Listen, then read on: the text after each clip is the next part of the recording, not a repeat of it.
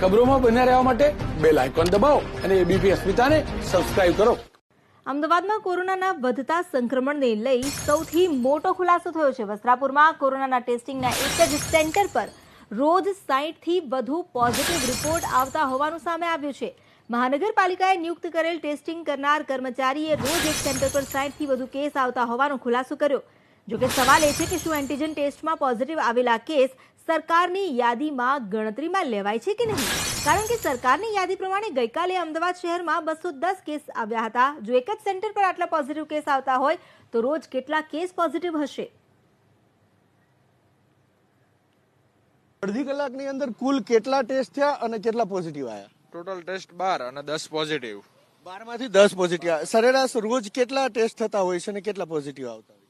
આખા દિવસ દરમિયાન 100 ઓફ થાય, એમાંથી 60-70 પોઝિટિવ આવે છે.